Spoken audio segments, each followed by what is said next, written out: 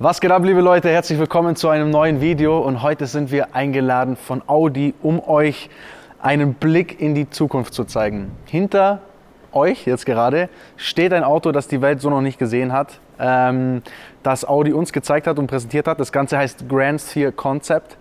Das ist quasi der Nachfolger vom Audi A8 in der Langversion und ja, glaube ich, zeigt uns so ein bisschen, wo die Reise hingeht mit dem Automobil. Ich bin gespannt, was ihr jetzt gleich sagen werdet. Es ist sehr anders, es ist sehr verrückt und ich glaube, bevor wir einfach jetzt hier drüber reden und ich euch alles zeige, was es ist, zeigen wir euch mal ein paar Bilder, damit ihr schon mal einen ersten Eindruck bekommt. Deswegen jetzt ganz viel Spaß, hier ein exklusiver Blick in die Zukunft.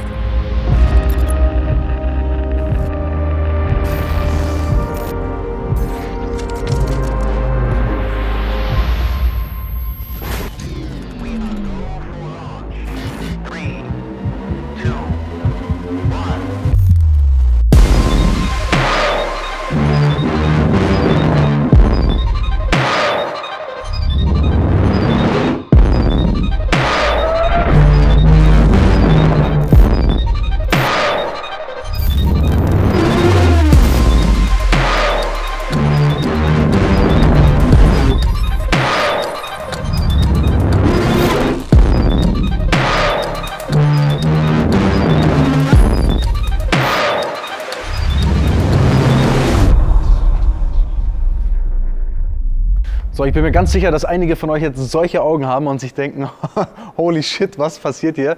Ging mir genauso gerade, als ich das erste Mal um das Auto rumgegangen bin. Aber umso schöner, glaube ich, ist es, dass wir das jetzt gemeinsam anschauen können. Es gibt nämlich echt schon ein paar Dinge, die sehr, sehr außergewöhnlich sind. Vor allem der Innenraum. Jetzt denkt ihr vielleicht, okay, von außen ist das schon crazy und verrückt, aber der Innenraum, der ist wirklich das Besondere, weil man hier einen ganz anderen Ansatz gewählt hat wie sonst, nämlich das Auto von innen heraus designt. Normalerweise hast du eine Fahrzeuggröße, du hast einen, sage ich mal jetzt im Normalfall einen Verbrennungsmotor, der ja viel Platz einnimmt. Du hast noch eine Kardanwelle oder so, die natürlich einfach gewisse Strukturen im Innenraum hervorgibt. Und jetzt natürlich kommt die E-Mobilität und das hier ist natürlich auch ein Elektroauto mit 530 kW, mit 120 Kilowattstunden Batterie, die natürlich im Unterboden verbaut ist.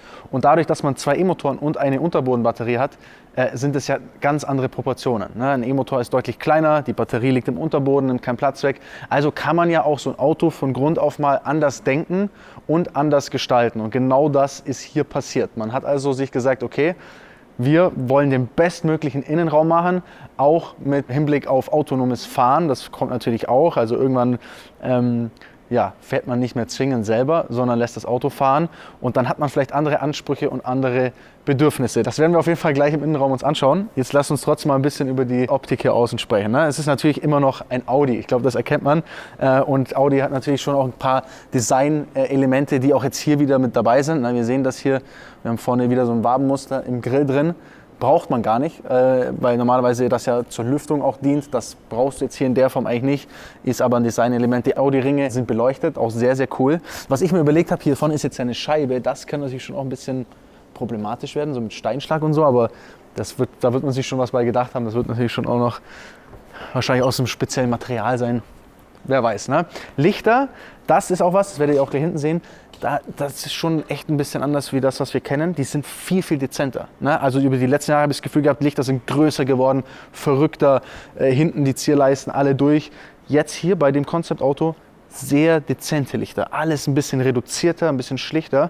Gefällt mir persönlich aber, ehrlich gesagt, schon mal ziemlich gut. Dann fette 23 Zoll Felgen, die ist natürlich jetzt sagen wir mal schon eine Ansage, ne? 23 Zoll, aber das wird vom Gefühl her immer größer, aber es ist halt auch ein sehr, sehr großes Auto von den Proportionen her. Sieht fast aus, als wären es zwei Felgendesigns in einem, so ein bisschen überlappend.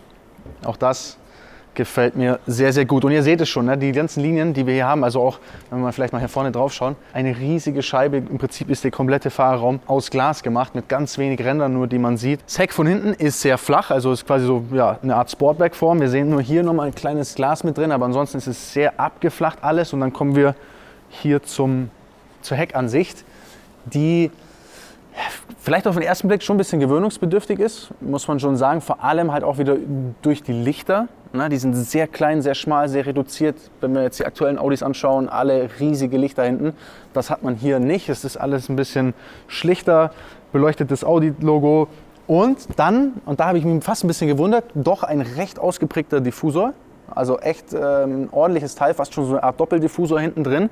Das schaut spitze aus, ist aber eigentlich, sag ich mal, beim E-Auto für Reichweite gar nicht so von Vorteil. Also man versucht ja eigentlich den Drag immer zu reduzieren. Hier hat man jetzt aber einen Diffusor, der ja dann wieder Drag verursacht. Schauen wir mal, wenn man vielleicht das Auto mal in den Windkanal stellt, das sind ja noch ein paar Jahre, bis es kommt. Vielleicht ändert sich noch mal ein bisschen was. Kann aber natürlich auch sein, dass man aufgrund von Stabilität auf der Hinterachse gesagt hat, das ist gut. Also ich glaube insgesamt, wenn man einfach mal diese Proportion von dem Fahrzeug und die Linien anschaut, merkt man, es ist ein unfassbarer Schritt in die Zukunft, aber es ist schon immer noch ein Auto, weil man natürlich auch weiß, dass der Mensch gewisse Vorstellungen hat, wie so ein Auto aussehen soll oder was ästhetisch ist. Da macht man jetzt nichts komplett Verrücktes, aber es ist schon ein gewaltiger Schritt. Aber was jetzt kommt, ist für mich der Wahnsinn. Und das ist der Innenraum. Und da muss man, glaube ich, zweimal klatschen, ne? So.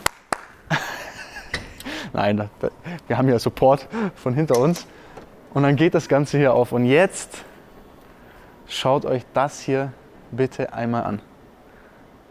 Wie verrückt ist das? Krass verrückt. Unglaublich, oder?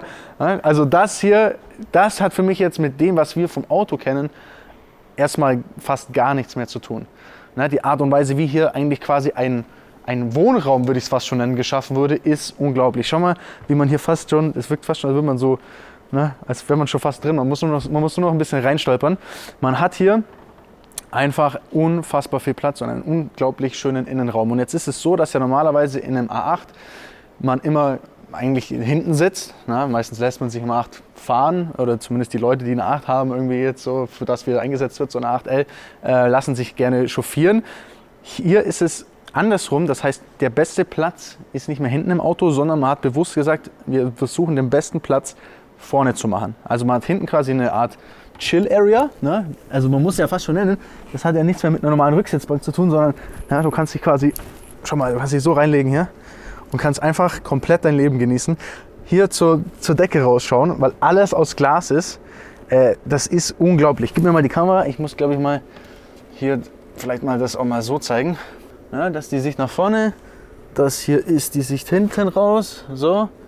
Das hier ist das Dach, einmal komplett rundum und hier kann man chillen. Jetzt seht ihr schon, es ist vom Platz her gut, aber es ist vielleicht gar nicht so perfekt, wie es sonst immer hinten ist. Das liegt aber daran, dass man jetzt halt das Ganze nach vorne geschaffen hat. Auch süß, ne? Pflänzchen, ganz, ganz wichtig. Hier sehen wir noch ein paar kleine Elemente, aber das zeige ich euch gleich vorne anhand des Fahrerplatzes besser. Wobei es gar nicht so wichtig ist, also Fahrerplatz kommt drauf an. Ne? Also wenn das Ding autonom fährt, dann gibt es quasi keinen Fahrerplatz. Dann kannst du sitzen, wo immer du möchtest, um zu fahren. Aber hier ist natürlich jetzt viel Beinfreiheit. Ja? Man kann hier ordentlich drin sitzen. Man kann vor allem auch sich hier im Armaturenbrett alles mögliche anzeigen lassen. So, schaut euch mal das hier an. Die komplette Leiste hier ist projiziert. Das Ganze ist aus Holz.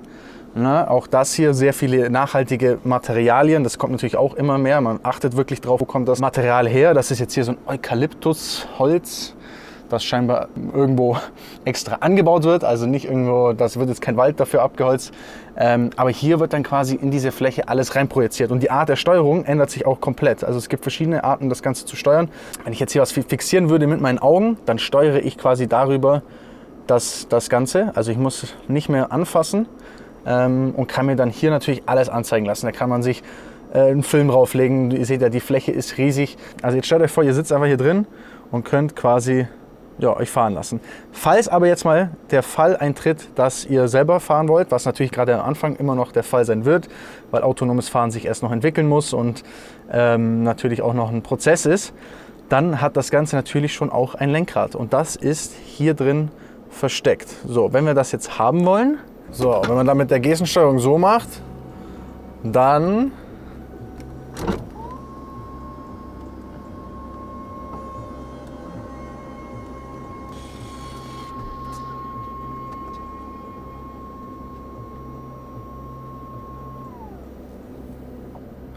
kommt das Lenkrad. So schaut es dann aus, auch sehr futuristisch natürlich. Ja, wir sehen hier Anzeigen, Power, km/h, Efficiency, also Mode, so ein paar ganz basic Sachen, aber alles sehr, sehr futuristisch natürlich. Ich finde es sehr cool, das Lenkrad, muss ich sagen. Mir gefällt das optisch schon mal sehr gut. und dann fährt man damit selber durch die Stadt. Ne? Also das ist natürlich auch ganz normal noch möglich. Geht nicht darum, irgendwie den Fahrer zu verbannen, aber der Weg wird schon sein, dass man hier eben nicht mehr selber fahren muss. Dass es eine ganz neue Art von Mobilität ist, die man quasi erleben kann. Dann jetzt pass mal auf, jetzt zeige ich dir noch was. Pass auf.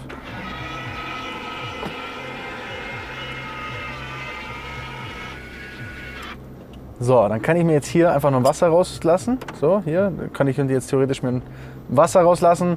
Dann können wir noch Eiswürfel, gibt es da scheinbar. Irgendwie kann man auch noch hier glaube ich in der Box kann man noch Eiswürfel haben. Also das ist dann die Minibar quasi für den Fahrer. Das Wichtigste. Das Allerwichtigste eigentlich für die Fahrt, eine ordentliche Minibar. Ich weiß nicht, wo man das Bier reinmacht, aber ich glaube, das darf man auch beim Level 4 fahren dann nicht. Aber ja, ich glaube, ihr seht, alles ist einfach so ein bisschen anders, alles ist so futuristisch. So, jetzt kann es ja sein, dass man gar nicht immer fahren will oder rausschauen will, sondern dass man hier einfach chillen will. Ne? Dann gibt es 2 Stufen ja auch nochmal. Einmal die Entertain-Position im Sitz. Das heißt, das Ganze fährt ein Stückchen zurück. So, na, dann kann ich jetzt hier liegen, Beine ausstrecken, kann mir hier einen Film anschauen, mein Auto fährt mich von A nach B. Kann aber natürlich auch sein, du bist müde, du möchtest schlafen. Dann gibt es auch noch eine fast vollständige Liegeposition.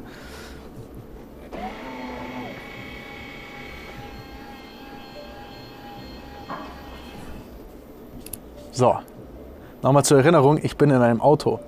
Ich bin nicht in der First Class im Flugzeug, sondern ich bin in einem Auto, das mich jetzt von A nach B fährt bestenfalls. Das ist einfach komplett verrückt. Ich glaube, allein wenn man hier liegt und das Auto fährt von alleine und man kann da rausschauen, das wird ein Gefühl sein, das ist unglaublich. Ja, also so liege ich jetzt hier gerade neben meinem Pflänzchen. Hallo. So, jetzt kommen hier die Türen. Wow. Wow, schaut euch das mal an, ey. Wie krass beeindruckend ist das, Leute. Hier kann man jetzt natürlich auch noch ein bisschen was steuern. Ne? Also man kann auch hier Gestensteuerung quasi auf den Fahrer gerichtet noch was einstellen. Du hast hier auch noch habe ich mir zeigen lassen, auch noch ein Touchpad. Also man kann hier, glaube ich, auch noch draufdrücken und OK machen. So, und dann halt hier noch ein paar Knöpfchen. Also klar, das ist ja jetzt noch nicht ganz fertig so, aber es ist schon sehr nah dran an dem, was kommen wird. Es ist nicht irgendwie komplett abgespacedes Showcar. Es ist ein Concept Car, das fast so erscheinen soll. Und das flasht mich schon wirklich extrem weg, Leute. Und noch einmal hier die Rundumsicht. Sesam, öffne dich. Ja. Auch das noch, ne? Also das hier sind die Pedale. Das schaut auch ein bisschen abgespaced aus. Fühlt sich auch ein bisschen abgespaced an. Aber es passt auf jeden Fall zu der ganzen Aufmachung hier. Also Leute, das ist für mich absolut mindblowing. Ich finde es hammermäßig, auch die Chance zu haben, hier zu sein, das mal zu sehen. Auch wenn ich jemand bin, der echt gerne Auto fährt, ne? Ich glaube, das seid ihr auch. Finde ich einfach die Vorstellung, in dem Auto zu sitzen, dass man mich in so einer luxuriösen Art und Weise von A nach B fährt, finde ich gigantisch. Es ist mega verrückt, was alles auf uns zukommt. Und ich bin auch sehr gespannt, was ihr dazu sagt. Ich bin mir sicher, da wird es jetzt viel auch an Diskussionen geben in den Kommentaren. Ist voll okay. Aber das hier bis hierhin echt mega. Und jetzt denkt ihr vielleicht, okay, das kommt wahrscheinlich 2035. Nein, dem ist nicht so. Dieses Auto ist geplant, dass es Ende 2024, Anfang 2025 auf dem Markt erscheint. Also das ist nicht mehr so lang hin, das ist schon bald. Natürlich am Anfang noch nicht komplett jetzt mit autonomem Fahren, das ist noch nicht ready, aber es hat alle Vorrichtungen dafür, es hat alle Sensoren. Und das Ganze wird dann auch über Over-the-Air-Updates aufs Auto nachträglich noch gespielt. Also je nachdem, wie sich das Ganze natürlich entwickelt und wie weit autonomes Fahren voranschreitet und vor allem, wann es dann auch zugelassen ist. Das ist natürlich auch so eine Sache, es muss ja alles gesetzmäßig funktionieren. Also ich finde es hammermäßig. Super cool, danke an Audi, dass wir heute hier sein durften und das gemeinsam anschauen durften. Unfassbar. Und wir sehen uns beim nächsten Mal wieder, Leute. Bis dahin, danke fürs Zuschauen. Haut rein. Ciao.